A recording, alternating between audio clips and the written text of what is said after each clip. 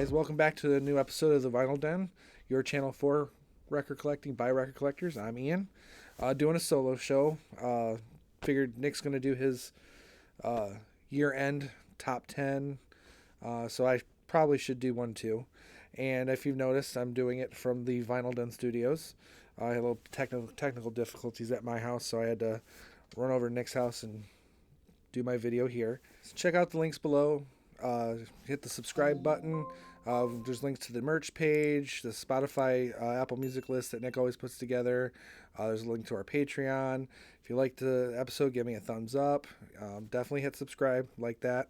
So I'm gonna go back from 10, but I'm gonna caveat this with this year has been a heavy digital year for me. I've bought mostly digital, either CDs or digital downloads. I only buy digital downloads that are high quality, usually HD. I don't do MP3s because for MP3s I can just listen to Spotify, and I'd much rather curate my own collection digitally and high quality. So I've bought all of it, most of it HD, but I did buy some CDs. I didn't really buy a lot of vinyl this year. Price was just a little too high for me, and things being what they are.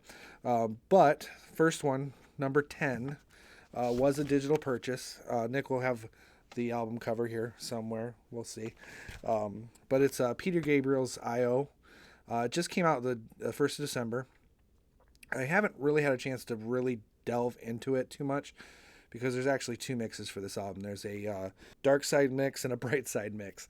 I've only listened to the dark side mix. Very good. I'm really digging all the songs.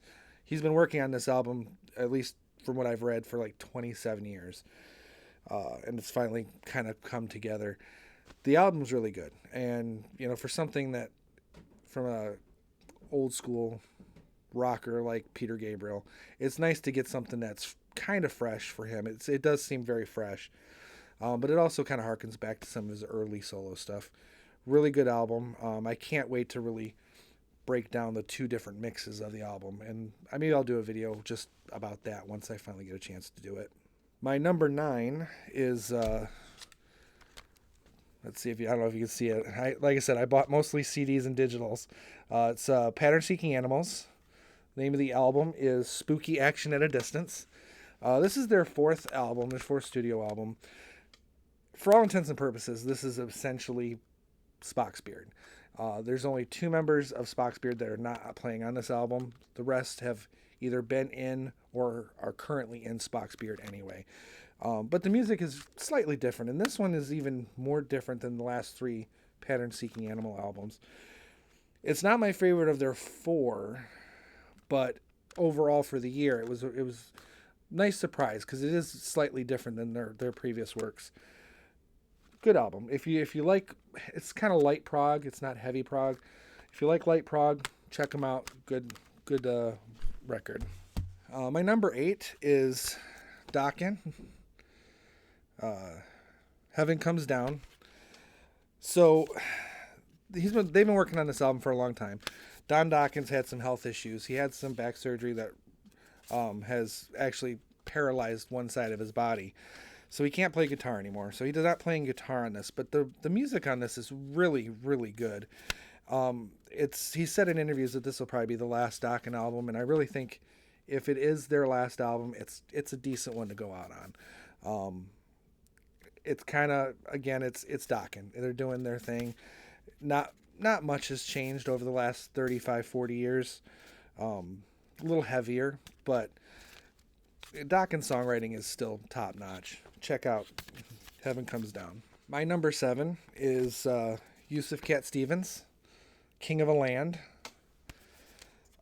So he released an album in 2017, which was actually just mostly covers of some of the songs he wrote in the late 60s before his hippie era that he's mostly famous for.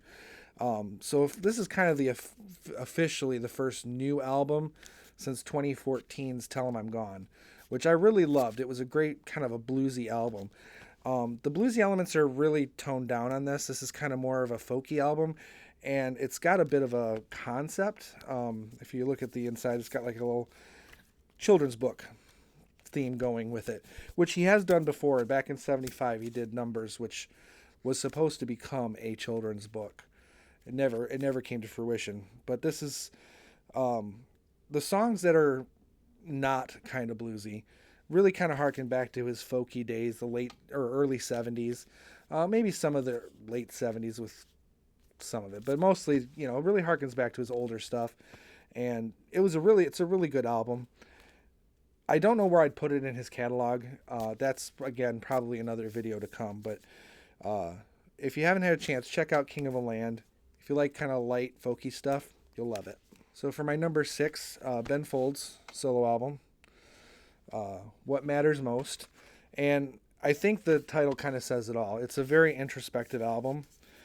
It's kind of different from some of his other stuff. I mean, there's still some of the Ben Folds humor there, but it really does have a more of a personal feel to it, and it's a really good album. I wouldn't say it blew my mind, and it's definitely not my favorite of his catalog either. But overall, it's like I said, it's got a personal feel to it that really makes the enjoyment of the material work. So my number 5 is another digital one I don't have a physical copy of. The band is called Haunt, and the album's called Golden Arm. So Haunt is kind of a side project or a solo project from the lead singer of a band called Beastmaker. Very doom metal. A lot of their stuff kind of has a like mid-'70s Sabbath sound to it. It's very rough and heavy. Kind of even some Misfits elements to it. His Haunt stuff is still metal, but it's a bit more 80s metal. It's got a little bit more, the songs are a bit hookier and just probably a bit more accessible. And Golden Arm is like his, I don't know, 5th, 6th album, as a solo project. I'm really digging it. I actually got into it kind of late. I've probably only had it maybe about 4 months. And I keep going back to it. It falls kind of in the middle just because it's kind of fresh from some of the other stuff that I was buying and was coming out that I like this year. So if you like metal, Wayne, I know the Facebook channel has a lot of metalheads in there. They may already know about it. If not, check out Haunt, Golden Arm, and check out Beastmaker too, because you might like that stuff as well. But Haunt is a bit more accessible, a bit more. I wouldn't say mainstream. It's not, but it's definitely more accessible to the common ear. My number 4 is a band by a band called Crownlands. They've kind of gotten a lot of recognition in the last year. Definitely amongst the progressive rock fan base, but because they have it's kind of like with Greta Van Fleet and their connection to, or their resemblance to Led Zeppelin. Crownlands kind of have a similar thing going with Rush. And if you've watched the channel, I love Rush. I think they've detached themselves pretty easily from that Rush stigma, mostly. But the album that they released this year, Fearless, it's a digital copy, so Nick will have a album cover up here. A couple songs are almost like could have been written by Rush, but what stands out about this band is it's a 2-piece. The drummer plays drums and sings, and then the guitarist does pretty much all the other instruments. And they try really hard to not do overdubs in the studio even. They try to do it as live as possible, which says a lot about the musicianship of 2 people trying to put together what, sounds like a band element. The album's fantastic. The very first time I heard it, it was this album. They have a few other albums before this, but I heard this album. It was the first one I heard, first time I'd heard any of their music. First song blew me away. It's a long song. If you like longer tracks, it's perfect for you. But it'll keep your interest. So don't worry about it being too long. It'll flow really good. But check out Crownlands. Check out their whole catalog because it's really good. But Fearless is a fantastic album. So now we get to the top 3. Most of you know how much of an Alice Cooper fan I am. And of course, my number 3 for the year is Road by Alice Cooper. If you check out our group top 3, the one that Nick and I did together, we kind of go over this. This is not to beat a dead horse. It's his road band. He wanted to do an album with his road band, his touring band. That's what it is. The songs are very live, organic, in studio kind of thing. and it's a really good rock album. So check out Road by Alice Cooper if you haven't already. My number 2 is another prog thing. This is very prog. Chronicles of Father Robin. Again, I went over it in the other video. I won't go too much into detail. It's kind of a prog supergroup, Norwegian band. I think all the members are from Norway. I could be wrong about that, but I think they're all from Norway. It's a concept album. This is book 1. The book 2 is out. I didn't include it in this because it's a separate album, even though it's part of what I just found out is going to be a trilogy. The third one doesn't come out till next year. So those two that one will definitely be on my list next year. Check it out. It's, like I said, this is very prog. This is 70s prog all the way. So if you like Yes, early Genesis, even Jethro Tull sprinkled in there a little bit, you'll like this. But check it out. Even if you're not into those bands, you should check this out because I think there's a little bit of everything for everybody going on here. The lyrics are in English because I know some people might not go for Norwegian lyrics. But yeah, Chronicles of Father Robin, check them out. My number 1, this is not going to come as any surprise to anybody. And this one I do buy on vinyl, Jethro Tull, Rock Flute. I could spend a whole video talking about this album. I love this album. Is it aqualung or thick as a brick? No, it can't be. Ian Anderson is 75 years old when he's recording this and writing it. It shows, but the musicianship and the style and the feel of it does have that more late 70s Jethro Tull feel to it. More so than I think any album they've done probably in the last 25 years. I would say this album has probably come close to moving into my top 10 Jethro Tull albums, and that says a lot because they're my favorite band, and I overanalyze them all the time. So really, if you haven't, check this out.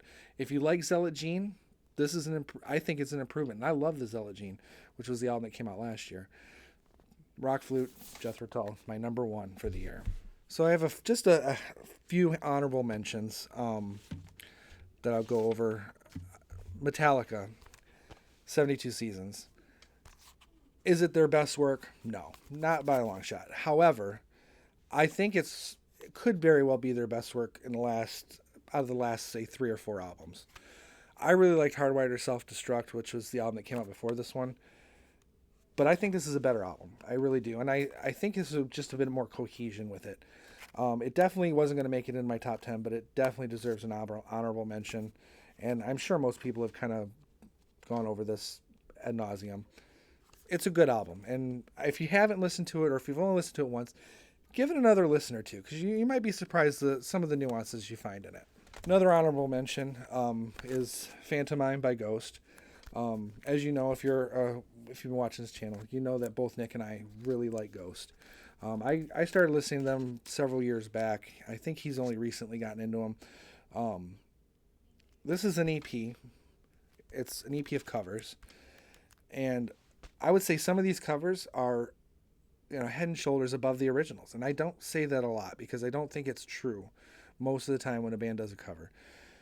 Very, very few. There's a handful. Ghost has really been able to, they've captured the essence of the original with just enough nuance and difference to their version of it to make it unique. And to be honest, really the big one for me is Phantom of the Opera, originally by Iron Maiden. I think I like Ghost's version better. That says a lot because I'm a huge Iron Maiden fan. So again, if you haven't checked it out, we've talked about it on the channel a lot. Check out Phantomine by Ghost. My next 3 honorable mentions are all, I only have digital. Greta Van Fleet, Starcatcher, came out this year. I was really looking forward to this album. I wouldn't say it was a disappointment because it's a really good album, but it's not as good as their last 2 for whatever reason. I may have been rushed. Who knows? It's still a really good album. It's still worthy of being mentioned as, top tier for the year. But it definitely isn't where I think their last album was for sure. But if you haven't had a chance, check it out. It's a good rock album. It won't disappoint you in that department. I think the disappointment really just comes from comparing it to other works, and that's a real danger I think that we all run into when we're comparing one album to another. If they're too different, we don't like them. If they're too much the same, we don't like them. So it gets real dangerous when you do that. I just think the quality's a little different and a little off here, but still a great album. Still worth a buy, or at the very least a couple listens. This next one and the one after are bands that I literally just discovered within the last week before recording this. So that's honestly, both of these albums could have ended up in my top 10 had I found them months ago. The first one is a band called Kimono. They're a U.S. band, and I think they're a three-piece. Like I said, I'm very new to them. I've listened to their album. The album is called Mind Out of Minds, and I've only listened to it like 4 or 5 times already, but that's just in the last week, and it's a really good album. It's very prog, not Chronicles of Father Robin prog. It's very U.S. prog. Not prog metal, though, because I think that's where prog has kind of fallen short in the last 20 years. It's gone metal, which is fine. That's great. But I think the essence of what prog is kind of disappears when you amp everything up, because you miss some of the virtuosity of the instrumentation. That's very much present here. And it's unique because most American prog bands don't go for that. It's a slightly more European sound. Spock's Beard, early Spock's Beard with Neil Morse, very much reminiscent of that. So if you like old Spock's Beard, say 1995 to 2000, you'll probably dig this. But check them out. Kimono, like I said, I literally just found them a week ago. For my last honorable mention, again, this is one that I just found, same time I found the last one. The band is called 13 of Everything. Again, I don't know much about these guys. I think they might be from Germany, but I could be wrong. Again, I'm really just learning about them. The album is called Time and Other Delusions, which I really kind of dig the title. I think it's kind of a fascinating title. This is even slightly more prog, but it's not as prog as Chronicles of Father Robin. I don't know what much to say because I haven't listened to this one as much. I think I've only done two listens through on this one, but even with those first 2 listens, I think this could have easily have come into my top 10 again if I'd found them earlier. But if you get a chance, check them out, because I was looking at their play rankings on Spotify and stuff, and they're not getting a lot of play. So maybe throw them a couple listens just to see what they sound like. Maybe you like them, maybe you don't, but just to kind of support some of these guys, because I think prog can be a little can come off as a little arrogant. I don't really believe that that's the case here, and I know that can be a big turnoff for people, but we need prog because it balances everything out. You got your simple kind of punk music, and especially in rock, you got your punk rock, you got your middling hard rock and heavy metal, and then you've got your prog, and it kind of balances the whole spectrum. So if you get a chance, check out some of these prog bands. If you're not a big prog fan, if you are, you may have already heard about them, or definitely check them out. Well, thanks for checking out the video today. Don't remember, check out the merch page. Spotify playlists will be up, and I'm sure a lot of these songs might be on there. Give us the old thumbs up. Hit the subscribe button so you're notified every time we release a new episode. And hopefully I didn't bore you too much. I tend to ramble, and I'm not real good with video. So thanks for watching. Talk to y'all later.